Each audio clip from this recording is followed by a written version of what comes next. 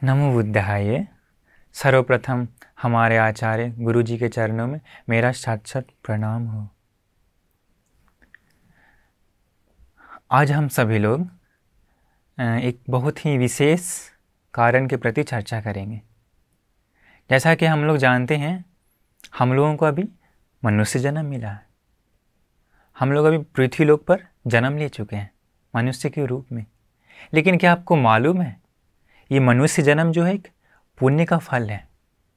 हम लोगों को जो मनुष्य जन्म मिला है ये एक पुण्य का फल है। अगर हम लोग का पाप का फल के कारण अगर मनुष्य जन्म मिलता तो ऐसा होता ही नहीं है। पाप का फल से लोग या तो नरक में जन्म लेते हैं, या तो जानवर योनि में जन्म लेते हैं, या तो प्रेत लोक में जन्म लेते हैं।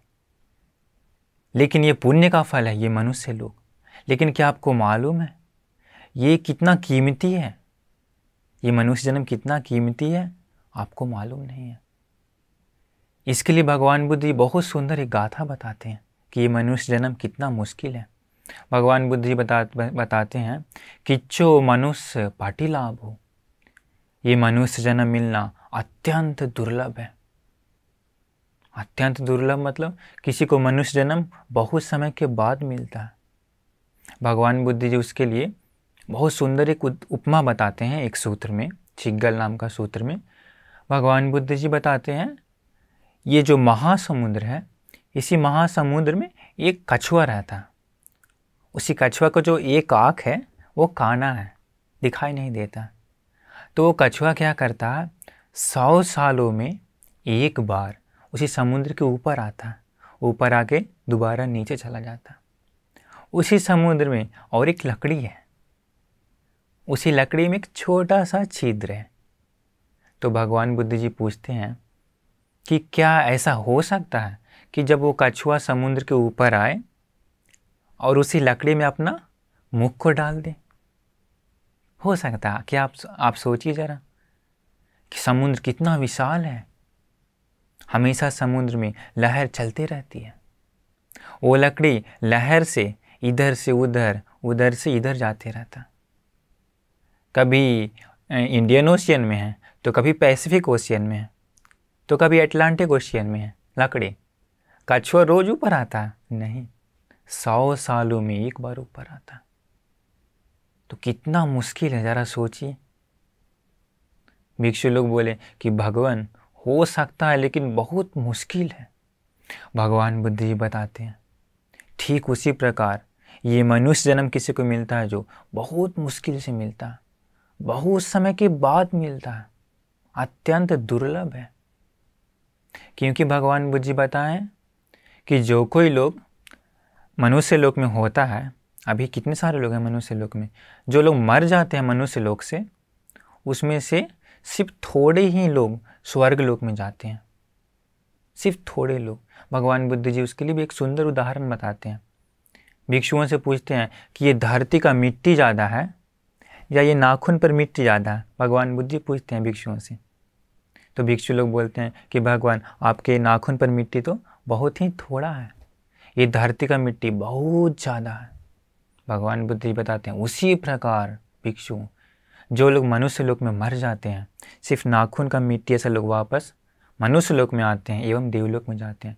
धरती का मिट्टी ऐसा लोग वापस चारा पाए में जाते हैं। चारा पाए मतलब नरक में, जानवर जन्म में, प्रेत लोक में। इतना मुश्किल है ये मनुष्य जन्म। क्यों? क्योंकि बहुत सारे लोग पुण्य नहीं करते हैं, बहुत सारे लोग कुशल नहीं करते हैं, बहुत सारे लोग सत्कर्म नहीं करते हैं। इसलिए बहुत थोड़े लोग ही जाते हैं स्वर्ग लोक में व मनुष्य लोक में।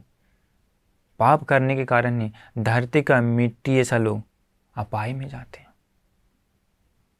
तो जरा सोचिए कि जिस किसी को मनुष्य जन्म मिल गया है, लेकिन अगर मनुष्य जन्म का कीमत नहीं जानेगा, तो मूल्य नहीं जानेगा, तो वो अपना मनुष्य जीवन सार्थक नहीं कर सकता। एक उदाहरण समझिए, एक उदाहरण बताते हैं। एक मूर्ख व्यक्ति है, उसी मूर्ख व्यक्ति को अज्ञान है, पढ़ा लिखा नहीं है, समझदार नहीं है। उसको एक दिन रास्ता में जाते समय डायमंड मिल जाता है। डायमंड मतलब जानते हैं ना, हीरा, बहुत अनमोल हीरा, बहुत ही कीमती हीरा।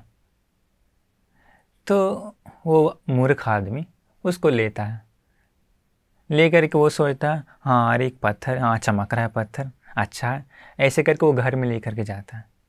लेकिन अगर वो व्यक्ति उसी डायमंड का कीमत नहीं जानेगा तो क्या वो व्यक्ति उसी डायमंड से सुखी हो पाएगा, अमीर बन पाएगा? नहीं। क्यों? क्योंकि वो मूर्ख व्यक्ति उसी डायमंड का कीमत नहीं जानता, उसका महत्व नहीं जानता, उसका मूल्य नहीं जानता, इसलिए वो सुखी नहीं हो सकता। ठीक उसी प्रकार जो कोई मनुष्य, जो कोई मानव इस मनुष्य जन्म की महत्वता को नहीं समझ लेगा, तो मूल्य को नहीं समझ लेगा, तो वो मनुष्य जीवन बेकार में बिता देता, वो मनुष्य जीवन को सार्थक नहीं कर पाएगा। इसलिए हम लोग को समझना होगा कि ये मनुष्य जीवन कितना मूल्यवान है, कितना दुर्लभ से मिल जाता, सब लोग को नहीं मिलता। शायद आप लोगों को कभी कभी लग सकता है कि अरे ये मनुष्य जीवन कैसे दुर्लभ है, प्रतिदिन हजारों लोग जन्म लेता है, दुनिया में कितना सारा लोग है, कितना जनसंख्या है। लेकिन कभी आप सोचे कि नरक में कितने प्राणी हैं, प्रेत लोक में कितने प्राणी हैं, जानवर लोक में कितने प्राणी हैं? वो सब भी जन्म ही है, कर्म के अनुसार ही ना जन्म होता है। भगवान बुद्ध जी बताएं जितना मनुष्य है उससे कहीं ज़्यादा, बहुत ज़्यादा प्रेत लोक में प्राणी है। उसी प्रेत लोक से भी ज़्यादा प्राणी पता है कहाँ? जानवर लोक में। जानवर लोक से ज़्यादा प्राणी है नरक में। तो ज़रा हम लोग जानवर लोक के ऊपर थोड़ा ध्यान देंगे। आप जहाँ कहीं भी हों, जिस राज्य में, जिस शहर में, जिस जिले में, जिस गांव में, वहाँ आप ज़रा ध्यान दीजिए कि उसी एरिया में कितना प्राणी है। प्राणी मतलब क्रिएचर्स, एनिमल्स, बर्ड्स, इंसेक्ट्स, कितने सारे पक्षी हैं, कितने सारे मक्खियाँ हैं, कितने सारे सर्प हैं, कितना गाय, कितना बैल, कितना भैंस, कितना बिल्ली, कितना कुत्ता, बकरी, मुर्गा, मछली, कितने सारे प्राणी हैं, बहुत ज़्यादा, गिन नहीं सकते हैं। कभी कभी आप अपने गांव में देख लीजिए, बहुत ज़्यादा है। अपने शहर में, अपने राज्य में, अपने देश में कितना ज़्यादा प्राणी होगा। आप लोग जानते ही हैं कि इस पूरे धरती पर मनुष्यों का जनसंख्या कितना है? 750 करोड़ या 800 करोड़। अगर उसके तुलना करेंगे तो उसी जानवर लोग से आपके गांव में ही 700 करोड़ से ज़्यादा सिर्फ पशु पक्षी मिल जाएंगे, प्राणी, क्रिएचर्स, बर्ड्स, एनिमल्स। तो सोचिए इस पूरा धरती पर कितना जानवर होगा, कितना प्राणी होगा। धरती से ज़्यादा प्राणी है समुद्र में, अनगिनत है, अलग अलग प्रकार की हैं। तो ज़रा सोचिए कि उतना सारा जानवर लोग से के तुलना करेंगे तो उसी जानवर लोग से ये मनुष्य जीवन में, मनुष्य लोक में कितना कम मनुष्य है। तो समझिए कि ये मनुष्य जीवन में कितना कम लोग हैं। इसीलिए भगवान बुद्ध जी बताएं ये मनुष्य जीवन बहुत ही दुर्लभ है, क्योंकि नरक से, जानवर लोक से, प्रेत लोक से बहुत ही थोड़े लोग मनुष्य लोक में आते हैं। क्योंकि जानवर लोक में पुण्य क्रिया नहीं है, जानवर लोक में सत्कर्म नहीं है, जानवर लोक में धर्म प्रैक्टिस नहीं है, जानवर लोक में दान पुण्य नहीं होता, वे लोग कभी भी पुण्य नहीं करते। इसलिए जानवर लोक से बहुत ही थोड़े लोग मनुष्य लोक में आ पाते हैं। अधिकतर लोग वापस जानवर जन्म ही पाते हैं, प्रेत लोक का जन्म ही पाते हैं। इसलिए ये मनुष्य जीवन अत्यंत दुर्लभ है, हम लोग इसमें समझ सकते हैं इस कारण से। तो अभी हम लोग सोचेंगे कि हम लोगों को मनुष्य जीवन मिल गया, हमको, आपको, सबको। लेकिन बहुत सारे लोग क्या करते हैं, सिर्फ सोचते हैं कि इस मनुष्य जीवन में पढ़ाई लिखाई करना है, नौकरी करना है, जॉब करना है, पैसा कमाना है, सुंदर घर बनाना है, इसके बाद एक शादी करना है, बाल बच्चा होना चाहिए, अपना एक सुंदर घर होना चाहिए, एक सुंदर कार होना चाहिए। ऐसे ही तो सभी लोग सोचते हैं, इसी के लिए तो सभी लोग मेहनत करते हैं। ये गलत नहीं है, ये ठीक है, ये इस जीवन के लिए है। लेकिन क्या आप ज़रा सोचे हैं कि मरते समय क्या आपकी कार आपके साथ जाएगा परलोक? क्या आपका बाल बच्चा मरते समय आपके साथ जाएगा? क्या आपका घर मरते समय आपके साथ जाएगा? बहुत मेहनत से कमाया हुआ पैसा, धन, हजारों करोड़ों अरबों धन मरते समय आपके साथ जाएगा? मरने के बाद नहीं जाता है। सब कुछ छोड़ कर जाना पड़ता है, सब छोड़ना पड़ता है। तो किया जाता है साथ में। इस पूरे जीवन में किया हुआ कर्म, कौन सा कर्म? 2 प्रकार के कर्म, एक पुण्य कर्म और एक पाप कर्म। यही 2 चीज़ सिर्फ साथ जाता है। लेकिन बहुत सारे लोग यही ध्यान नहीं देते हैं। अधिकांश लोग मेहनत करते हैं किस लिए? पैसा कमाने के लिए, घर बनाने के लिए, खाने के लिए, ऐश मौज करने के लिए, एंजॉय करने के लिए, पार्टी मनाने के लिए, बस इतना ही है। लेकिन ज़रा सोचिए, मरते समय कम से कम 1 रुपया भी साथ में नहीं जाता, 1 रुपया भी साथ में नहीं लेकर जा सकते। मरते समय कितना भी धन हो, उसको वो मृत्यु से नहीं बच सकता। वो व्यक्ति कितना सुंदर ही क्यों ना हो, मरने से नहीं बच सकता। वो व्यक्ति कितना ही ज्ञाति संपत्ति युक्त क्यों ना हो, मृत्यु से नहीं बच सकता। सामान्य दुनिया के अधिकांश लोग बहुत मेहनत करते हैं अपने शरीर के ऊपर। अपने शरीर को स्वस्थ रखने के लिए क्या क्या नहीं करते हैं। अलग अलग जिम करते हैं, अलग अलग प्रोटीन्स लेते हैं, विटामिन्स लेते हैं, अलग अलग दवाइयाँ खाते हैं, अलग अलग प्रकार की सब्जियाँ खाते हैं शरीर को स्वस्थ रखने के लिए। लेकिन कितना भी मेहनत करें, ये शरीर बूढ़ा हो जाता है, बूढ़ा हो करके अंत में मर जाता है। मरते समय सोचिए, हम लोग इस अपने शरीर पर कितना खर्च करते हैं। दवाई में कितना खर्च करते हैं अपने शरीर के लिए, खाना खाने के लिए कितना खर्च करते हैं अपने शरीर के लिए, वस्त्र अपने शरीर में सुंदर सुंदर वस्त्र पहनाने के लिए कितना मेहनत करते हैं, कितना खर्च करते हैं। अपने शरीर को बहुत ही आराम से रखने के लिए कितना खर्च करते हैं।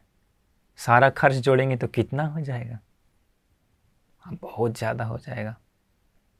कितना खाना खाते हैं हम लोग अपने शरीर के लिए, कितना खर्च होता है। लेकिन ज़रा सोचिए, मरते समय इतना मेहनत से बनाया हुआ अपना शरीर कहाँ तक जाता है? शमशान घाट तक। शमशान घाट में फिर बहुत मेहनत से, बहुत खर्च करके बनाया हुआ ये शरीर को क्या करता है? लोग जला देता है, जला देता है। अपना ये जो शरीर है राख बन करके रह जाता है। कितना खर्च किए थे हम लोग इस शरीर पर, कितना खर्च करते हैं। तो सोचिए, हम लोग मरते के साथ कुछ नहीं लेके जाते हैं, ना ही अपना नाम, ना ही अपना काम, ना ही अपना धन, ना ही अपना ऐश्वर्य। लेके जाते हैं कर्म, पुण्य एवं पाप। बहुत लोग इस पर ध्यान नहीं देते हैं। बहुत लोग सिर्फ सुख संपत्ति का जीवन भोगने के लिए खाते पीते रह जाते हैं। बहुत सारे लोग सत्कर्म नहीं कर पाते हैं। इसी कारण बहुत ही थोड़े लोग सिर्फ स्वर्ग में जा पाते हैं, अधिकांश लोग अपाय में ही जाते हैं। इसीलिए हम लोगों की ये मनुष्य जीवन का महत्ता को, मूल्यता को समझना होगा। इसलिए हम लोग को जरूरी है समझना। अतीत में, बहुत ही अतीत में 4 मित्र लोग थे। देखिए, आप लोगों को ये मनुष्य जीवन को बेकार बिताए हुए वाले लोगों के बारे में हम बता रहे हैं।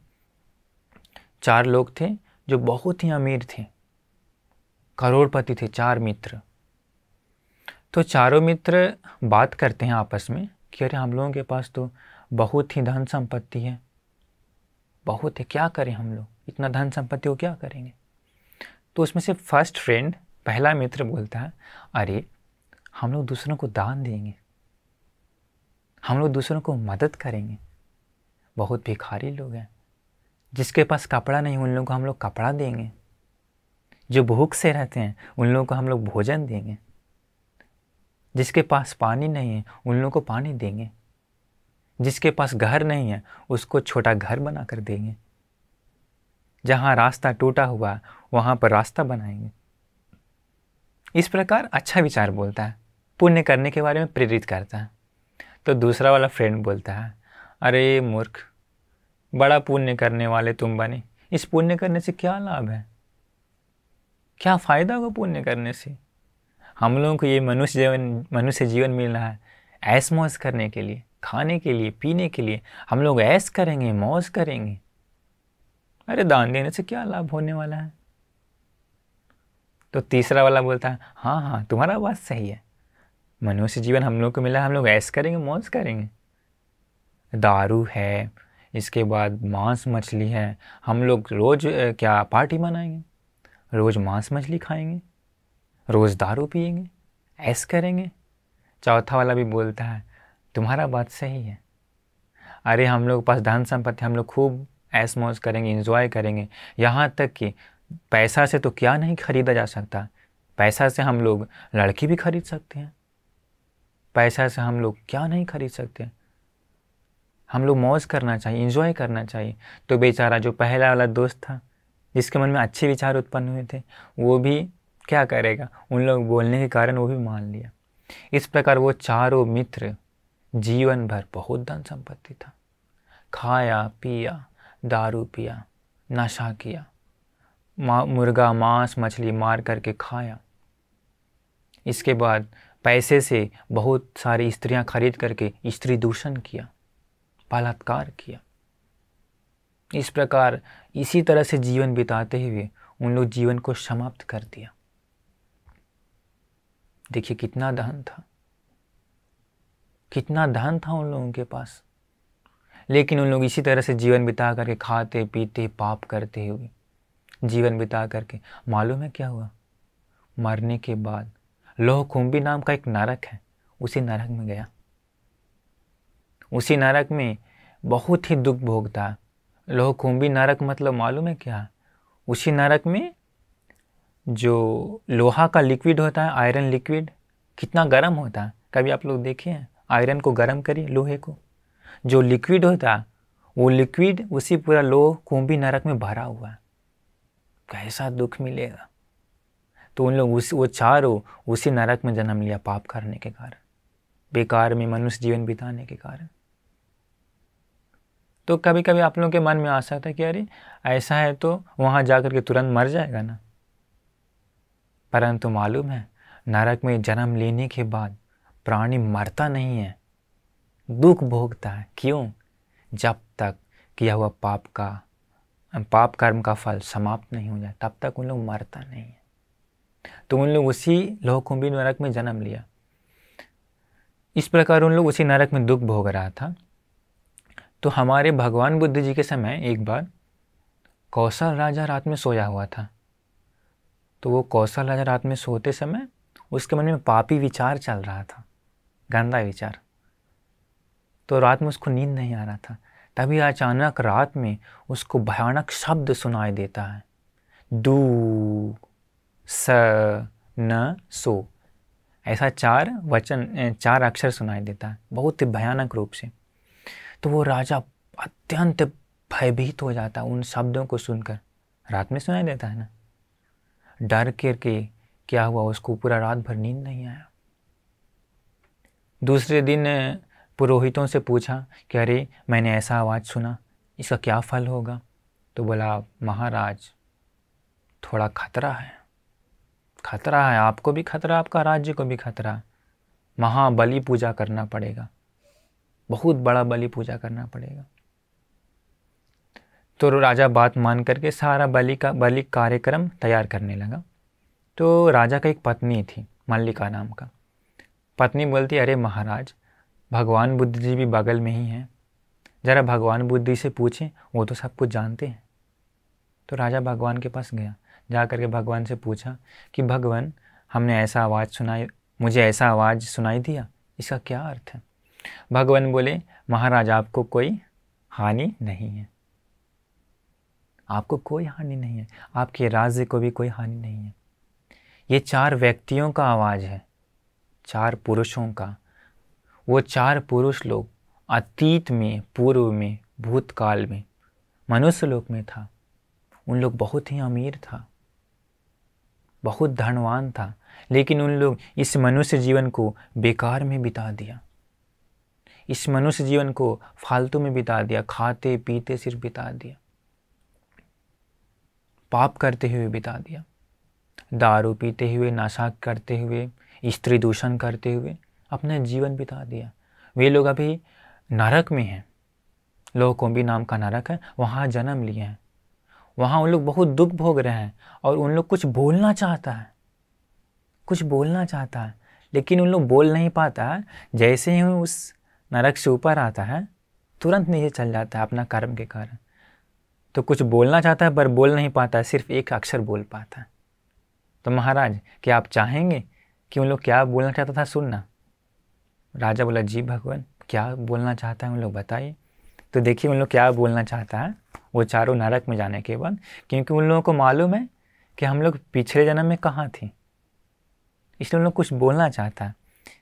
भगवान बताएं कि उसमें से पहला व्यक्ति बोलना चाहता है कि हम लोगों के पास दान देने के लिए अप्रमाण धन था, बहुत सारा धन था हम लोगों को दान देने के लिए, लेकिन हम लोग उसी धन का सही उपयोग नहीं किए, उसी धन का सही लाभ नहीं उठाएं। हम लोग पापी तरीका से जीवन बिताएं, हम लोग दुश्शील जीवन बिताएं। इसी कारण हम लोग वो धन का सही लाभ नहीं उठाने के कारण, दुश्शील जीवन बिताने के कारण हम लोग को अभी बहुत दुख मिल रहा है। अहो हम लोग से वो मनुष्य जीवन छूट गया, ऐसा करके उन लोग बोलना चाहता है पर बोल नहीं पाता। इसके बाद भगवान बुद्ध जी बताते हैं कि दूसरा व्यक्ति भी कुछ बोलना चाहता है। भगवान बताते हैं कि दूसरा व्यक्ति ऐसा बोलता है कि इस नरक में आया हुआ 60,000 साल पूर्ण हो गया। कितना साल? 60,000। 60,000 साल मतलब सोच रहे हैं कितना ज़्यादा है। हम लोग का उम्र तो कम से कम 100 भी नहीं है, तो 60,000। वो बोलता है दूसरा वाला कि 60,000 साल हो गया इस नरक में आया हुआ। अरे इस दुख का अंत कब होगा, कब होगा इस दुख का अंत? दूसरा ऐसा बोलना चाहता है। ज़रा सोचिए, मनुष्य जीवन में उन लोगों को कुछ समझ में नहीं आया, लेकिन नरक में जाने के बाद अभी समझ में आ रहा है नरक में कि अरे हम लोगों को उस समय सही लाभ उठाना चाहिए था। इसका भगवान बुद्ध जी बताते हैं, तीसरा व्यक्ति ऐसे बोलता है कि अरे क्या कोई देवता नहीं है, क्या कोई ईश्वर नहीं है, हम लोगों को इस दुख से बचाए, हम लोगों को बहुत दुख मिल रहा है, कोई तो बचाए। लेकिन कैसे मुक्त होगा जब तक पाप कर्म का फल समाप्त नहीं होता, मुक्त नहीं हो सकता। इसके बाद चौथा वाला बोलना चाहता है कि अरे जब मैं इस नरक से मुक्त होऊंगा, तो जब मैं वापस मनुष्य लोक में जाऊंगा तो मैं बहुत पुण्य करूंगा, मैं बहुत दान दूंगा, मैं बहुत सत्कर्म करूंगा। चौथा वाला ऐसे बोलना चाहता है। देखिए मनुष्य लोक में रहते समय उन लोगों को मनुष्य जीवन का सही अर्थ समझ में नहीं आया, लेकिन जब नरक में गया तो तब समझ में आ रहा है। तब क्या हुआ? देर हो गया, कुछ नहीं कर सकता। जब तक कर्म समाप्त नहीं होगा तब तक उससे मुक्त नहीं हो सकता। तो सोचिए हम लोगों को भी वही मनुष्य जीवन मिल गया है, हम लोगों को भी, इसीलिए हम लोगों को इस मनुष्य जीवन का सही लाभ उठाना है सत्कर्म करते हुए, नहीं तो हम लोगों को भी बाद में बहुत पछताना पड़ेगा। सामान्य बहुत सारे लोग मरते समय अपने जीवन के पन्नों को पलट कर देखेंगे तो पता चलता है कि ज़्यादा पुण्य नहीं किए। हत्या, चोरी, झूठ, नशा आदि पाप करते हुए जीवन बिता दिए, तो मरते समय खुश नहीं हो सकता। इसीलिए हम लोगों को इस मनुष्य जीवन में सत्कर्म करना चाहिए, शीलों का पालन करना चाहिए, दूसरों को दान देना चाहिए, माँ पिताजी को सेवा करना चाहिए, बड़े बूढ़े लोगों को सत्कार करना चाहिए, दूसरों के ऊपर दया करना चाहिए, जो कष्ट से हैं उनको मदद करना चाहिए, धार्मिक ढंग से जीवन बिताना चाहिए। हम लोगों को अपने मन को शुद्ध करने के लिए कोशिश करना चाहिए। इस प्रकार हम लोग इस तरह से जीवन बिताएंगे तभी हम लोगों को अपना जीवन सार्थक कर सकता है। इसलिए हम लोग आगे एपिसोड्स में भी सीखेंगे कि हम लोग कैसे जीवन बिताएं, कैसे धार्मिक तरीक़ा से जीवन बिताना चाहिए, कैसे अपने मन को शुद्ध करना चाहिए, कैसे सीलों को पालन करना चाहिए, कैसे दान देना चाहिए। इस प्रकार अनेक प्रकार के सत्कर्म हम लोग आगे की एपिसोड्स में सीखेंगे। इसलिए हम आप सबको इस मनुष्य जीवन का सही लाभ उठाने का भाग्य मिले, सबका कल्याण हो, सबका मंगल हो, सभी लोग सुख से जीवन बिताएं।